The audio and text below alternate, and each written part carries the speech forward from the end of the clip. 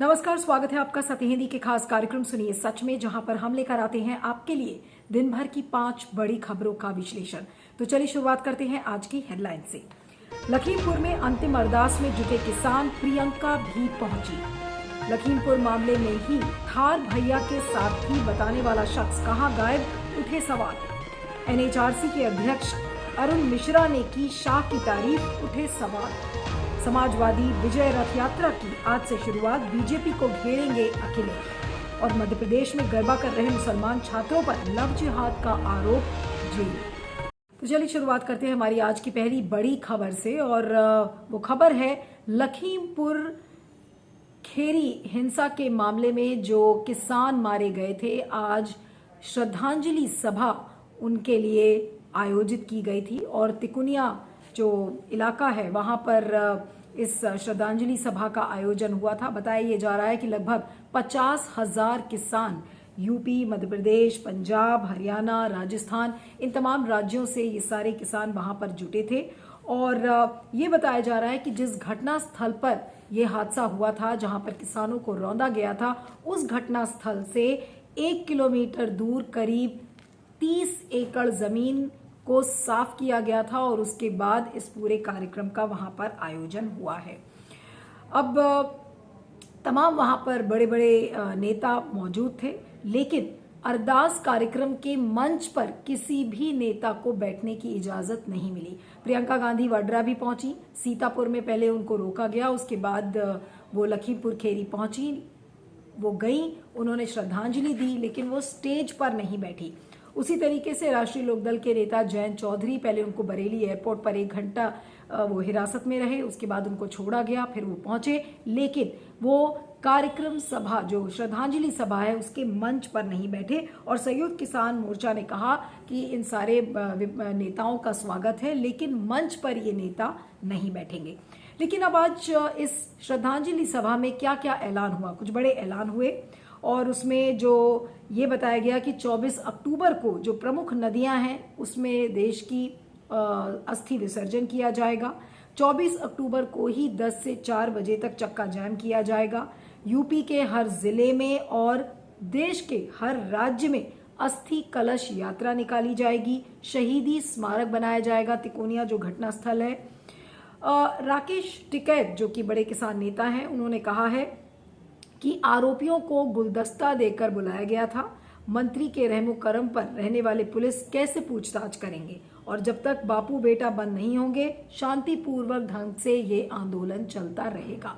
तो इस बात को राकेश टिकैत ने कहा है, लेकिन पूरा एक रोड मैप है अक्टूबर के महीने के लिए वो उन्होंने निकाला है, जिसमें कि 15 अक्टूबर को ये बताया जा रहा है कि दशहरे के दिन प्रधानमंत्री नरेंद्र मोदी के देश के अलग अलग इलाकों में पुतले फूके जाएंगे। 18 अक्टूबर को ट्रेन रोको यानी कि रेल रोको होगा। 24 अक्टूबर अस्थि विसर्जन, फिर मृतक किसानों का शहीदी स्मारक बनाया जाएगा और 26 अक्टूबर को लखनऊ में एक बड़ी महापंचायत के आयोजन का भी ऐलान किया गया है। प्रियंका गांधी पहुंची थी दीपेंद्र हुड्डा के साथ, और तमाम जो विपक्षी नेता हैं अब उनको ऐसा लग रहा है कि लखीमपुर खेरी अगर वो नहीं पहुंचते तो फिर वहां बिना पहुंचे राजनीति इस समय एकाग्रित नहीं की जा सकती। अब आपको बता दें कि सारे किसान एकजुट हो गए हैं, विपक्ष एकजुट हो गया है, और जिस बेदर्दी से किसानों को रौंदा गया है वो चीजें बहुत अच्छे टेस्ट में लोग नहीं ले रहे हैं, और जो राजनीतिक हवा है उसको बिल्कुल लखीमपुर खेरी के हादसे ने बदल दिया है। और इन किसानों का ये मानना है कि ये आंदोलन चलता रहेगा। पहले तो जो उनकी जो बेसिक डिमांड्स थी कि इन तीनों कृषि कानूनों को वापस लिया जाए, उस पर तो है ही, लेकिन साथ में अब जो किसान मारे गए हैं उनको लेकर भी एक बड़ा रैलिंग पॉइंट बन गया है कि जब तक गृह राज्य मंत्री अजय मिश्रा का इस्तीफा नहीं लिया जाता, जब तक उनको पद से हटाया नहीं जाता, तो ये शांतिपूर्वक ढंग से ये सारे किसान आंदोलन करते रहेंगे। अब ये बताया जा रहा है कि इस समय गृह राज्य मंत्री के जो बेटे हैं आशीष मिश्रा, उनसे एसआईटी पूछताछ कर रही है। पूछताछ में क्या कुछ निकल कर आता है, लेकिन बीजेपी के अंदर भी लोग काफी असहज हैं इस चीज को लेकर, और उनको लग रहा है कि बीजेपी का राजनीतिक नुकसान इसमें ज्यादा है अगर अजय मिश्रा रिजाइन नहीं करते हैं। तो एक बड़ा राजनीतिक मुद्दा बन गया है। लखीमपुर खेरी ने जान तो डाल ही दी है, न सिर्फ किसान आंदोलन में बल्कि विपक्ष में भी एक नई थिरकन नजर आ रही है। लेकिन क्या ये राजनीतिक लाभ में बदल पाएगा या फिर ये एक मोमेंट्री चीज है जिसको बीजेपी आगे भुना लेगी? इस पर आपका क्या फीडबैक है, जरूर बताइएगा। मैं आगे चलती हूँ। अगर आपको याद हो तो कुछ दिन पहले जब लखीमपुर खेरी के हिंसा का मामला जब सामने आया था तो उसमें एक वीडियो, कई वीडियोज आए थे, उसमें से एक वीडियो था जिसमें कि एक शख्स ये कह रहा था कि थार भैया के साथ थी और उसका वो वीडियो बहुत वायरल हुआ। लोगों ने कहा ये पहला ऐसा क्लिंचिंग एविडेंस है, ऐसा बड़ा सबूत है जिससे ये पता चलता है कि आशीष मिश्रा जो गृह राज्य मंत्री के बेटे हैं वो उस थार गाड़ी में मौजूद थे जिस थार से किसानों को रौंदा गया था। अब ये जो शख्स है जिसने ये कहा था कि थार भैया के साथ थी, उसका नाम बताया जा रहा है शेखर भारती, और जिस पुलिस वाले ने उनसे पूछताछ की थी उसका नाम है, वो सर्कल ऑफिसर संजय नाथ तिवारी है। संजय नाथ ने एक इंटरव्यू में ये कहा है कि वो इतना बता सकते हैं कि ये जो उमेश शेखर भारती है ये अभी कहाँ है, ये इसका अता पता सिर्फ SIT बता सकती है, क्योंकि अब खबरें ये आ रही हैं कि शेखर भारती यानी कि जिस व्यक्ति ने ये कहा था कि थार भैया के साथ है, वो शख्स अब गायब हो गया है। लोग सवाल उठा रहे हैं कि आखिर जब इस व्यक्ति को किसानों ने पुलिस को सौंपा था और कहा था कि अब इससे पूछताछ होगी, तो फिर पुलिस की गिरफ्त से ये शख्स कहाँ गायब हो गया? ADG जो लखनऊ जोन है SM सबात, उन्होंने कहा है कि शेखर भारती कहाँ है इस बात का केवल SIT ही बता सकती है। लेकिन इसको लेकर पुलिस पूछताछ कर रही है, उनको ढूंढ रही है कि आखिर शेखर भारती कहाँ गायब हो गए। अब सारे किसान इस चीज से काफी परेशान हैं, क्योंकि किसानों का ये कहना है कि उन्होंने शेखर भारती को पुलिस के हवाले किया था जब ये वीडियो सामने आया। तो सवाल ये उठता है कि जिस व्यक्ति को आपने पुलिस के हवाले किया वो पुलिस की गिरफ्त से कैसे निकल गया? पुलिस का क्या काम करने का ढंग यही है कि जो सबसे बड़ा सबूत आपके हाथ आया आपने उसी को गायब कर दिया या गायब करवा दिया, या फिर उसको आराम से जाने दिया गया ताकि आशीष मिश्रा को छोड़ा जा सके और आशीष मिश्रा के खिलाफ तमाम सबूत मिटाने का काम ऐसा लग रहा है कि उसी दिशा में यूपी की पुलिस कर रही है। तो ये सवाल सबके सामने खड़े हैं कि आखिर पुलिस के कामकाज करने का तरीका क्या है? क्या आप गृह राज्य मंत्री के बेटे को बचाने में लग गई है यूपी की पुलिस? आखिर जिस व्यक्ति को पुलिस के हवाले किया गया था और अगर वो पुलिस की गिरफ्त से गायब हो गया है तो आज इसकी जिम्मेदारी क्या यूपी पुलिस नहीं लेगी या योगी सरकार नहीं लेगी? ये तमाम सवाल आज सबके सामने हैं। इस पर फीडबैक जरूर दीजिएगा। मैं आगे चलती हूँ। तीसरी खबर में बात करते हैं प्रधानमंत्री नरेंद्र मोदी की, जहां पर आज उन्होंने संबोधन किया 28वें फाउंडिंग डे का ऑफ ह्यूमन राइट्स कमीशन, यानी कि मानवाधिकार आयोग की 28वीं वर्षगांठ थी, उस पर प्रधानमंत्री नरेंद्र मोदी संबोधन कर रहे थे।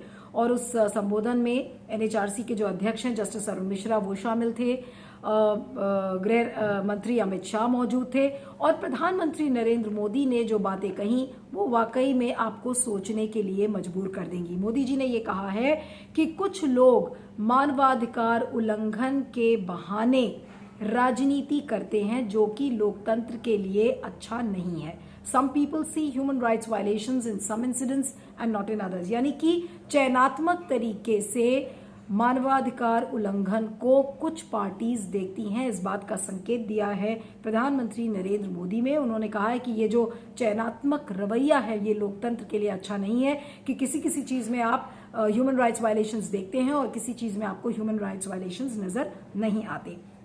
उन्होंने कहा है कि इस चीज से देश की छवि को काफी नुकसान पहुंचता है और सिर्फ राजनीतिक लाभ के लिए आप मानवाधिकार उल्लंघन की बात नहीं कर सकते। और साथ में प्रधानमंत्री नरेंद्र मोदी ने एक बार फिर से सबका साथ सबका विकास की बात कही और कहा कि इस जुमले में और ये जो हमारा जो मंत्र है इसमें मानवाधिकारों की रिस्पेक्ट होती है, इस बात को प्रधानमंत्री नरेंद्र मोदी ने कहा है। लेकिन जिस चीज को लेकर काफी आलोचना हो रही है आज के इस फंक्शन को लेकर वो है जस्टिस अरुण मिश्रा के कहे हुए शब्दों का।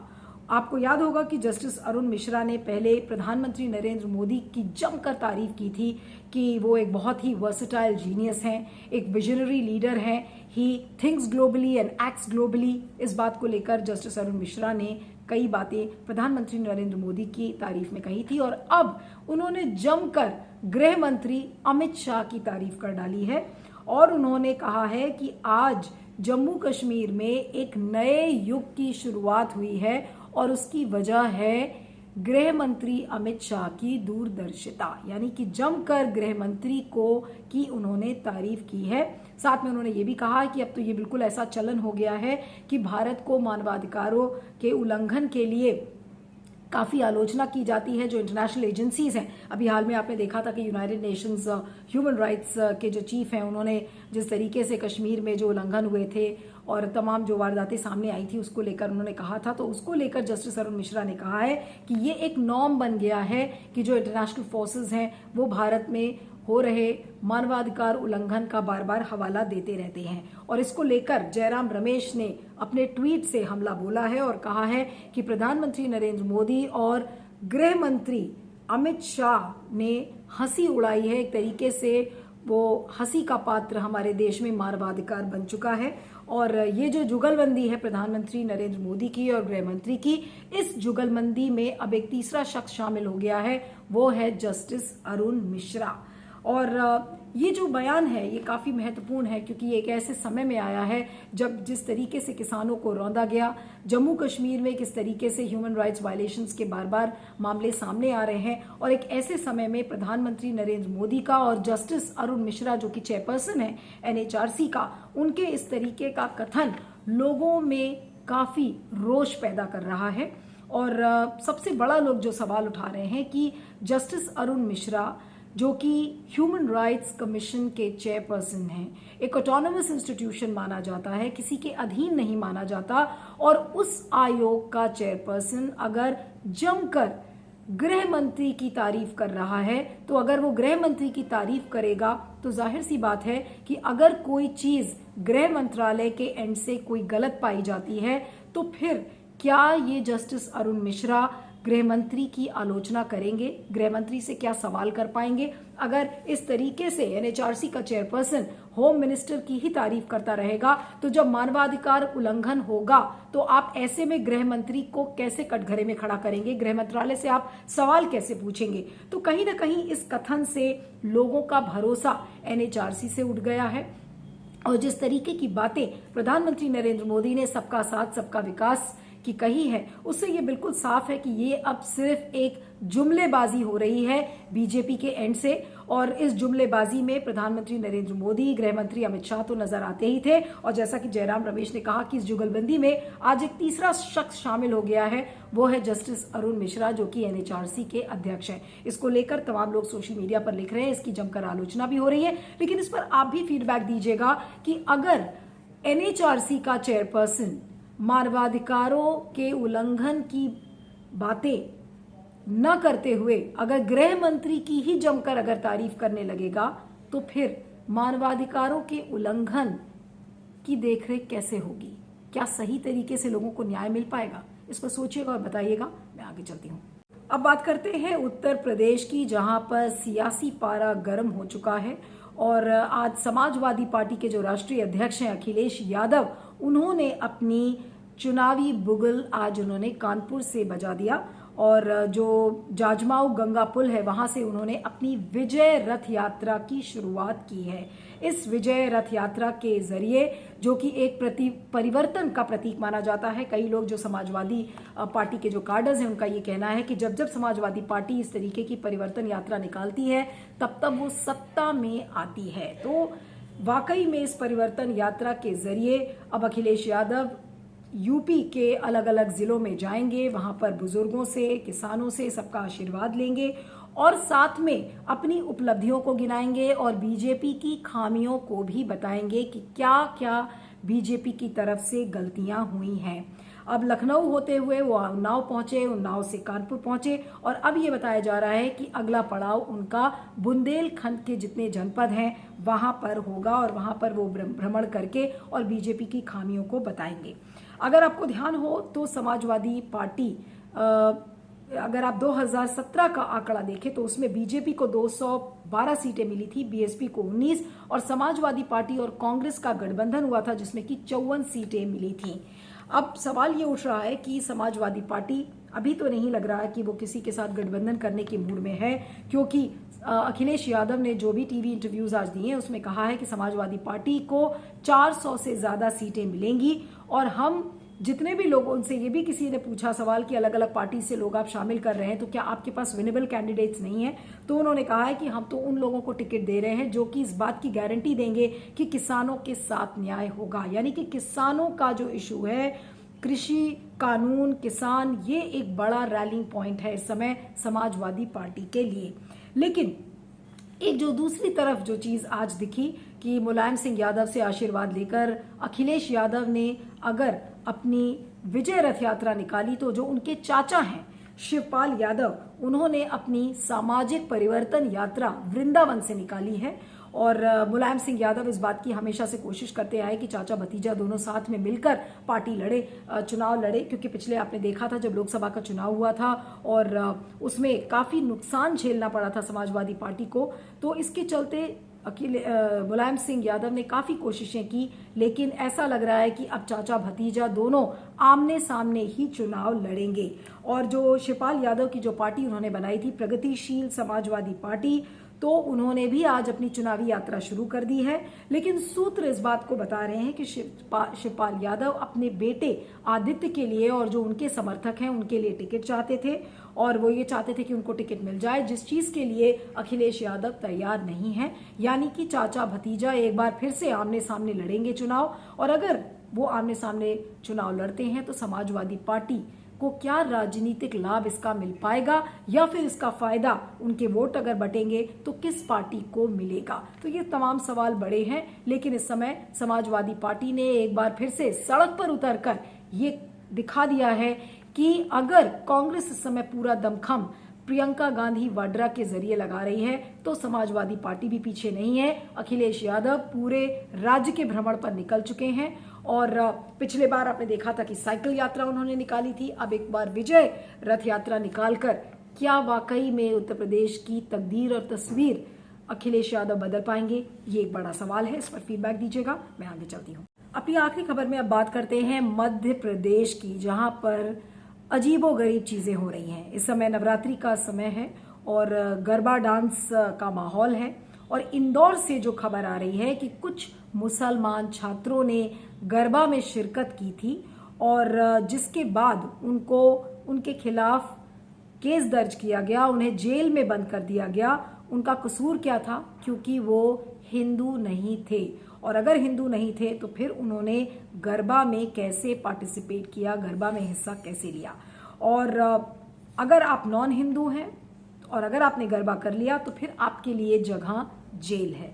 अब ये मामला है गांधीनगर इलाके का। वहां के थाना क्षेत्र में ऑक्सफोर्ड कॉलेज में गरबा का आयोजन किया गया था, जहां पर यह बताया जा रहा है कि बजरंग दल और विश्व हिंदू परिषद का जो छापामार दस्ता है वो पहुंचा, और उन्होंने उस प्रोग्राम को यानी कि उस कार्यक्रम को रुकवा दिया, और उन्होंने कहा कि गरबे की आड़ में लव जिहाद हो रहा है।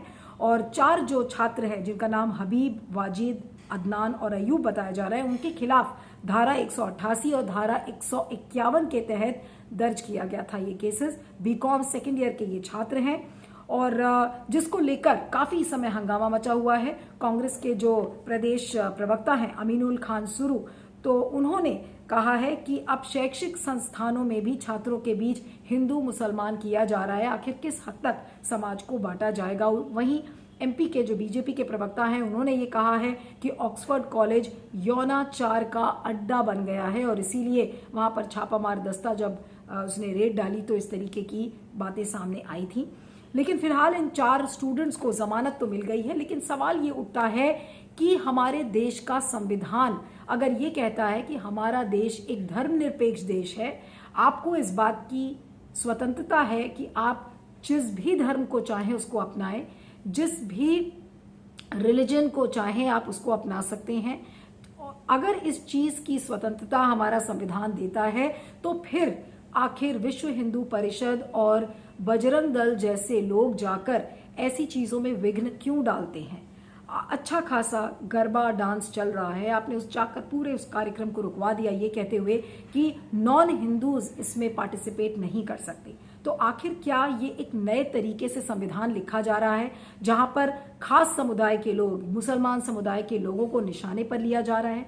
हिंदुत्व का एजेंडा क्या इसी तरीके से पूरा किया जाएगा कि मुसलमानों को टारगेट पर रखो, उनको निशाने पर लाओ, उनको बंद करो जेल में, अगर वो हिंदू नहीं है तो फिर वो गरबा नहीं कर सकते? तो ये जो चीजें हैं ये संविधान में जब नहीं लिखी हुई हैं तो आखिर ये जो एक्स्ट्रा कॉन्स्टिट्यूशनल चीजें, ये जो फ्रिंज एलिमेंट्स लेकर आ रहे हैं, इसकी इजाजत इन्हें कौन देता है? क्या शिवराज सिंह चौहान की सरकार देती है इस चीज की इजाजत, या फिर केंद्र सरकार के निर्देशन पर काम कर रहा है, या फिर जो बीजेपी का जो हिंदुत्व का एजेंडा है, आरएसएस जो चलाता है, उसके निर्देशन पर यह काम हो रहा है?